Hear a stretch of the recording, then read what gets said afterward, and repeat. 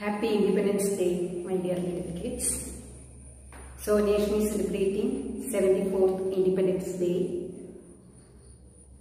and we people, deep in our mind, we have a feeling that someone has curtailed our freedom. Who? Yeah, Corona, isn't it? The Corona pandemic has confined us all to the four walls of our home, especially you little kids. You are not allowed to play, and you are forced to learn through computers. You are not able to see your friends physically. Of course, you are seeing them in computers, but physically you are not able to see them. So somebody has curtailed your freedom, isn't it? In our attempt to curb this Corona pandemic, we are doing this, and it is essential also. But we can give some other definition to freedom also. Freedom is something which helps us to change ourselves, isn't it? When we can act without any constraint. If there is constraint, we cannot act easily, isn't it? So if there is no constraints, we can act freely. So that is also freedom. Freedom is control of our mind, self-control, master your mind. That's also freedom. And you have to tolerate others. You have to give your best, do your best work even amidst all these constraints, isn't it?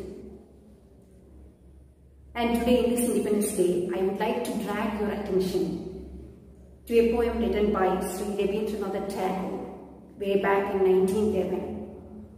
In 1910, he wrote this in Bengali originally, and later in 1911 he himself translated this to English. And in this poem he envisions how his country should be after freedom, how his countrymen should be after freedom, how India should be after freedom, the people of India, how they should be after freedom. And I am dragging your attention to this because the lines have still relevance. Where the mind is without fear and the head is held high, where knowledge is free, where the world has not been broken up into fragments by narrow domestic walls, where birds come out from the depth of truth, where tireless striving stretches its arms towards perfection, where the clear stream of reason has not lost its way into the daily desert sand of dead habits, where the mind is led forward by thee into the ever-widening thought and action, into that heaven of freedom, my Father, let my country awake. So here, Rabindranath Tagore is praying to God, that is India, his country, his countrymen should be fearless, where they have self-dignity, and a country which is not fragmented by the prejudices of caste, creed, religion, etc. Who have to do this? You people will. You have to stand united in spite of the caste, creed, religion, etc. He wants a country where the people are truthful, where words come from the depth of the heart. People should be truthful. You have to be truthful in your actions, thoughts and deeds. And we have to have an ideal society. Who have to do that? You people only. You have to strive to give an ideal society to our motherland. And in this poem, Rabindranath Tagore says, you have to tirelessly work for your goal.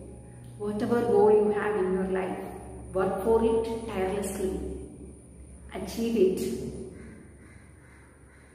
And do it with perfection, so that our motherland will progress. And this is a message I also would like to convey to you today. Once again, happy Independence Day to all of you. Thank you, my dear little kids.